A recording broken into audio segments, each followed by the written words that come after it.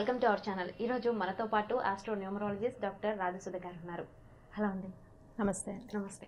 ఎలా ఉన్నారు? ఫైన్ అండి. రాజసుధ గారు, కుంభమేళా అంటే ఏంటి? అంటే చాలామంది, అంటే కోట్ల మంది విదేశీయులు కూడా ఎక్కువగా వచ్చి కుంభమేళాలో పార్టిసిపేట్ చేస్తూ ఉన్నారు. అసలు ఈ కుంభమేళా అంటే ఏంటి? ఎందుకు ఎక్కువ మంది వచ్చి స్నానం చేస్తూ ఉంటారు? అంటే కుంభమేళా అన్నది ఒక పుణ్య స్నానాలు ఆచరిస్తూ ఉంటారండి. ఇది ప్రస్తుతం ఏంటంటే ఉత్తరప్రదేశ్లో కుంభమేళా జరుగుతుంది. మొన్న మనకి జనవరి 13 నుంచి కుంభమేళా స్టార్ట్ అయిందండి. కుంభమేళా అంటే ఏంటి అంటే ఇది ఒక 6 yearsకి వస్తుందండి. అండ్ 12 yearsకి ఒకసారి కూడా. ఇది అర్ధ కుంభమేళా అంటే 6 yearsకి ఒకసారి వస్తుందండి. పూర్తి కుంభమేళా అంటే 12 yearsకి ఒకసారి వస్తుంది. అయితే ఇప్పుడు మనకి జరుగుతుంది అర్ధ కుంభమేళా జరుగుతుంది. ఇది ఉత్తరప్రదేశ్ ప్రయాగ అక్కడ జరుగుతుంది. అక్కడ ఏంటంటే త్రివేణి సంగమం అండి. 3 నదులు కలుస్తాయి ఈ సమయంలో. గంగా, యమున, సరస్వతి 3 నదులు ఒక దగ్గరే కలిసిన చోట పుణ్య స్నానాలు చాలా మంది కోట్ల జనాలు ఆచరిస్తున్నారు అన్నారు కదా. సో ఆ యొక్క 3 నదులు యొక్క ఎప్పుడైతే కలిసాయో వాటిలో ఉన్న పాజిటివ్ ఎనర్జీస్ని వీళ్ళు అడాప్ట్ చేసుకోవడానికి స్నానాలు చేస్తూ ఉంటారు. అసలు కుంభమేళా దానికి అంత పేరు ఎందుకు వచ్చింది అనే విషయానికి మనం పురాణాలు ఒకసారి ఆలోచించినట్టయితే అప్పుడు దేవదానవులు ఇద్దరు కూడా అమృతం కోసం చిలికారు కదా. క్షీరసాగర మదనం చేసిన తర్వాత అమృతం వచ్చింది. ఫస్ట్ హలాహలం వచ్చిన తర్వాత శివుడు దాన్ని స్వీకరించడం జరిగి గొంతులో పెట్టుకున్నాడు. తర్వాత వచ్చిన అమృతాన్ని దేవతలకు రాక్షసులకు సమానంగా పంచుతానని చెప్పి విష్ణుమూర్తి మోహిని అవతారము ధరిస్తారు ఆయన.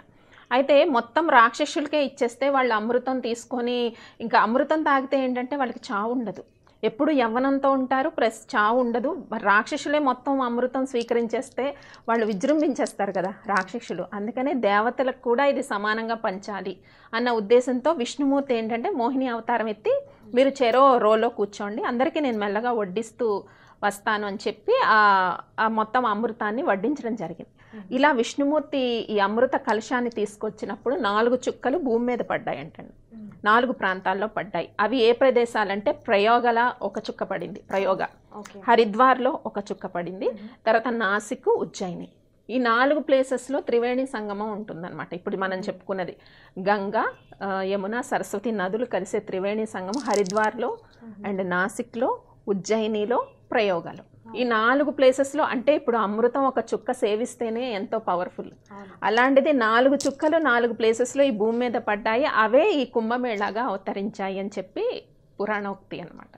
కాబట్టి 6 yearsకి ఒకసారి కుంభమేళా వచ్చేటప్పుడు అందుకే ఇంతమంది జనాలు వచ్చి స్నానం చేస్తారు.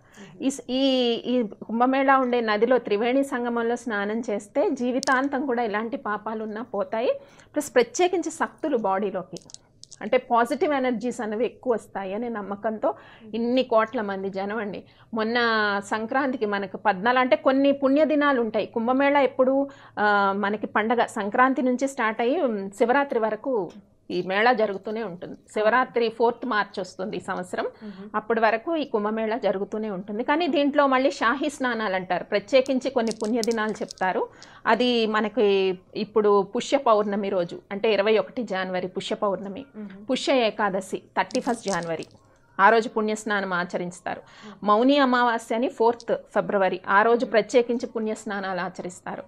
అలాగే మనకి మాఘ ఏకాదశి రోజు ఒకరోజు ఆచరిస్తారు, మాఘ పౌర్ణమి రోజు, ఇలా అనమాట. లాస్ట్ శివరాత్రి వస్తుంది 4th.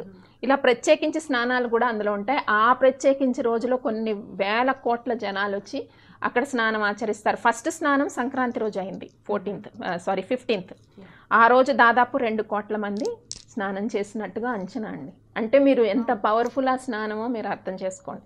15 Januaryని 2 కోట్ల మంది అంటే ప్రత్యేకించి పుణ్యదినాల్లో అనుకున్నాం కదా, సంక్రాంతి రోజు, పుష్య పౌర్ణమి, పుష్య ఏకాదశి, మాఘ పౌర్ణమి, మౌని అమావాస్య, శివరాత్రి ఇవన్నీ కూడా ప్రత్యేక పర్వదినాల కింద చెప్తారు.